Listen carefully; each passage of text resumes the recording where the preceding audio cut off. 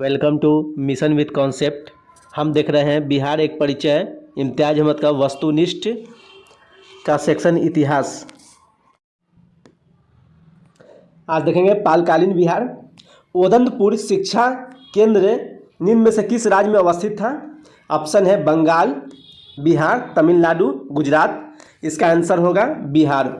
उदंतपुर शिक्षा केंद्र बिहार राज्य में अवस्थित था। पाल वंश के संस्थापक थे। ऑप्शन है धर्मपाल, गोपाल, देवपाल, उपरोक्त में से कोई नहीं। इसका आंसर होगा गोपाल, बी गोपाल। पाल वंश के संस्थापक गोपाल थे। गोपाल का शासनकाल 750 से 770 ईस्वी तक रहा था। विक्रमशिला विश्वविद्यालय का संस्थापक था। ऑप्शन है धर्मपाल, देवपाल, गोपाल, महिपाल। इसका आंसर होगा धर्मपाल, ए धर्मपाल। विक्रमशिला विश्वविद्यालय का संस्थापक था धर्मपाल। धर्मपाल का शासन 770 से 810 ईस्वी तक था।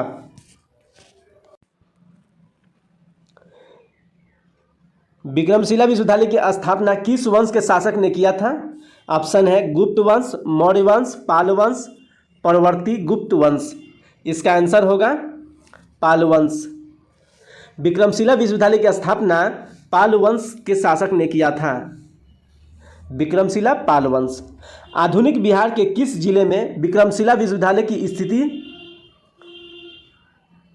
क्या था? ऑप्शन है नालंदा, पटना, गया, भागलपुर। इसका आंसर होगा भागलपुर।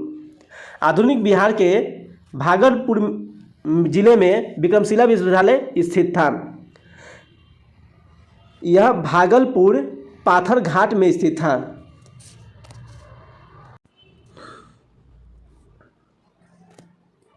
नालंदा महाविहार को आर्थिक अनुदान देने वाला शासक था। ऑप्शन है हर्ष, धर्मपाल एवं देवपाल, हर्ष एवं धर्मपाल, हर्ष एवं देवपाल, धर्मपाल एवं देवपाल। इसका आंसर होगा हर्ष, धर्मपाल एवं देवपाल। नालंदा महाविहार को आर्थिक अनुदान देने वाला शासकों में हर्ष, धर्मपाल एवं देवपाल था। मुंगेर जो बिहार में है को अपनी राजधानी बनाने वाला पाल शासक कौन था? ऑप्शन है धर्मपाल, देवपाल, गोपाल, रामपाल। इसका आंसर होगा देवपाल, बी देवपाल। मुंगेर बिहार को अपनी राजधानी बनाने वाला पाल शासक देवपाल था। देवपाल ने ही मुंगेर को अपनी राजधानी बनाया था। पाल शासकों द्वारा बौद्ध धर्म के किस संप्रदाय को विशेष प्रोत्साहन दिया गया? ऑप्शन महायान, हीनयान, वज्रयान, उपरोक्त में से कोई नहीं। इसका आंसर होगा महायान, ए। पाल शासकों द्वारा बौद्ध धर्म के महायान संप्रदाय को विशेष प्रोत्साहन दिया गया। किस शासक के काल में शैलेंद्र वंश के शासक ने नालंदा में एक बौद्ध मठ का स्थापना कराया था? ऑप्शन है धर्मपाल, गोपाल, देवपाल, महिपाल। इसका आंसर होगा देवपाल। देवपाल के काल में शैलेंद्र वंश के शासक ने नालंदा में एक बौद्ध मठ का स्थापना कराया था। इसके लिए देवपाल ने 5 गांव दान के स्वरूप दिए थे। नालंदा विश्वविद्यालय में खर्च के लिए किसने 200 गांवों को दान में दिया था? ऑप्शन है धर्मपाल, देवपाल, नयापाल, गोपाल। इसका आंसर होगा ए धर्मपाल। नालंदा विश्वविद्यालय खर्च के लिए धर्मपाल ने 200 गांवों को दान में दिया था। किस शासक ने उदंतपुरी बिहार शरीफ में बौद्ध विहार की स्थापना कराया था? ऑप्शन है गोपाल, धर्मपाल, देवपाल, नयपाल। इसका आंसर होगा ए गोपाल। गोपाल ने उदंतपुरी बिहार शरीफ में बौद्ध विहार की स्थापना कराया था। किस काल में कांसे की मूर्तियों के निर्माण की एक उन्नत शैली का विकास बिहार में हुआ था? ऑप्शन है गुप्त काल, मौर्य काल, शुंग काल, पाल युग। इसका आंसर होगा पाल युग। पाल युग में कांसे की मूर्ति के निर्माण की एक उन्नत शैली का विकास बिहार में हुआ था। पाल युग में हुआ था कांसे की मूर्ति के निर्माण की एक उन्नत शैली का विकास।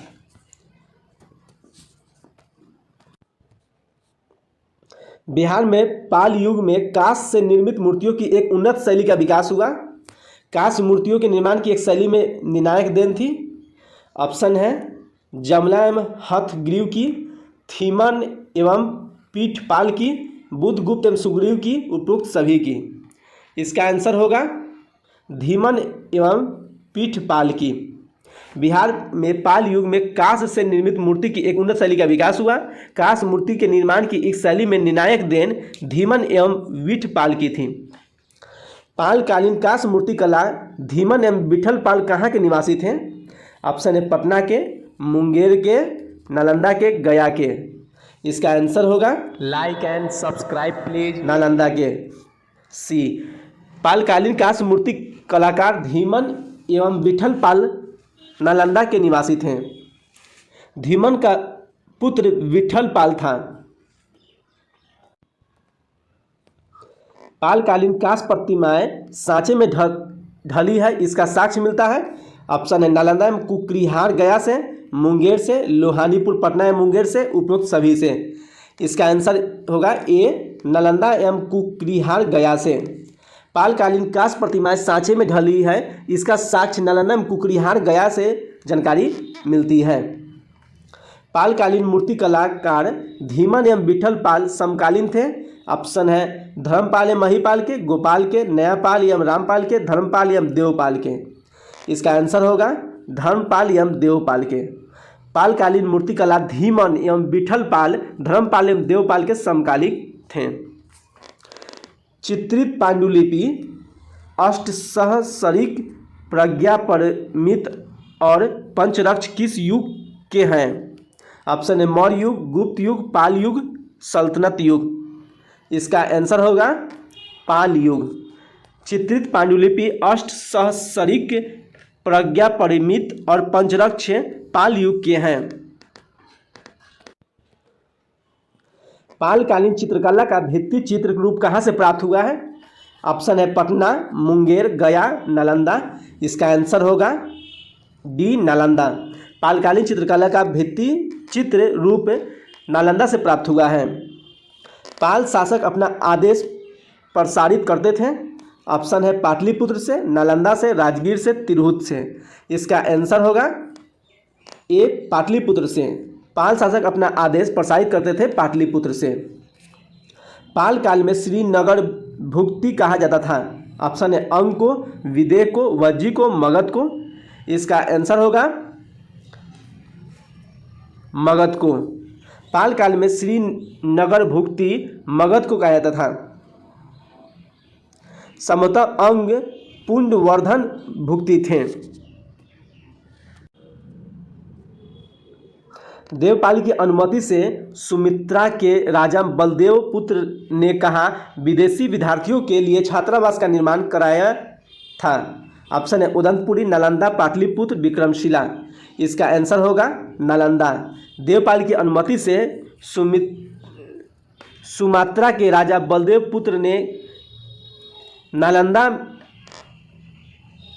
में विदेशी विद्यार्थियों के लिए छात्रावास का निर्माण कराया था। आप देखेंगे मिथिला के कर्नाट शासक को। मिथिला या तिरहुत के कर्नाट राज्य का उदय 297 से 298 ईस्वी के किसके शासनकाल में हुआ था? ऑप्शन है रामपाल, महिपाल, नयपाल, देवपाल। इसका आंसर होगा रामपाल। मिथिला या तिरहुत के कर्नाट राज्य का उदय 297 से 298 में रामपाल के शासन में हुआ था।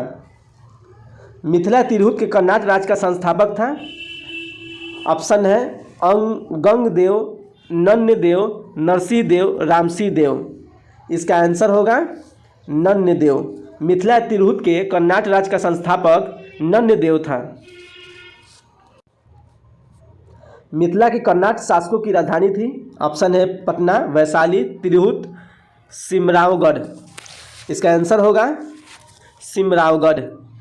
मिथिला के कर्नाट शासकों की राजधानी सिमरावगढ़ थी। कर्नाट वंश का अंतिम शासक था। ऑप्शन है शिवसी, हरिसी, कीर्तिसी, महेशी। इसका आंसर होगा हरिसी। कर्नाट वंश का अंतिम शासक हरिसी था।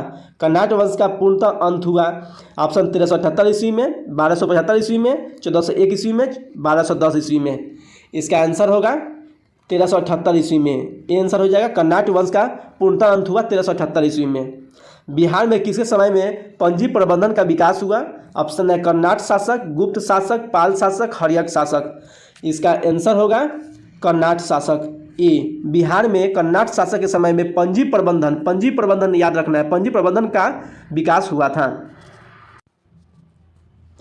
तिब्बती इतिहासकार धर्मस्वामी तिरहुत आया था। ऑप्शन है 1142 ईस्वी में, 1234 ईस्वी में, 1321 ईस्वी में, 1134 ईस्वी में। इसका आंसर होगा 1234 ईस्वी में, बी। तिब्बती इतिहासकार धर्मस्वामी तिरहुत आया था। धर्मस्वामी 1234 ईस्वी में धर्मस्वामी तिरहुत आया था। यह तिब्बती इतिहासकार थे।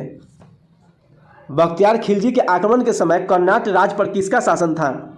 ऑप्शन है नरसिंह देव का, हरि सिंह देव का, राम सिंह देव का, महेश सिंह देव का। इसका आंसर होगा नरसिंह देव का। बख्तियार खिलजी के आक्रमण के समय कर्नाट राज्य पर नरसिंह देव का शासन था। तुर्क सेनापति तुगरिल तुगन द्वारा मिथिला पर आक्रमण की चर्चा करने वाला विदेशी यात्री है। ऑप्शन है लामा तारानाथ, धर्मस्वामीन, मुल्ला तकिया। ऑप्शन है बी और सी दोनों। इसका आंसर होगा डी, बी और सी दोनों होगा। धर्मपाल स्वामीन होगा या मुल्ला तकिया भी होगा, इसलिए आंसर डी हो जाएगा। तुगरिल तुगन के अभियान के समय कर्नाट राज्य का शासक था।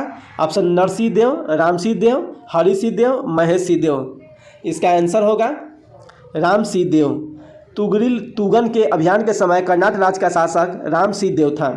कर्नाट शासकों में कौन एक महान समाज सुधारक था? ऑप्शन नरसिंह देव, हरि सिंह देव, राम सिंह देव, कीर्ति सिंह देव। इसका आंसर होगा हरि सिंह देव। कर्नाट शासकों में हरि सिंह देव एक महान सुधारक था।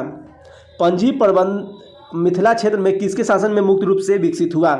ऑप्शन है शिव सिंह देव, महेश सिंह देव, हरि सिंह देव, राम सिंह देव। इसका आंसर होगा हरि सिंह देव। पंजी प्रबंधन मिथिला क्षेत्र में हरि सिंह देव के शासनकाल में मुख्य रूप से विकसित हुआ। प्राचीन बिहार का यह ऑब्जेक्टिव क्वेश्चन समाप्त होता है। प्राचीन बिहार के ऑब्जेक्टिव को अच्छा से देखने के लिए प्लेलिस्ट में जाएं और वहां से देखें।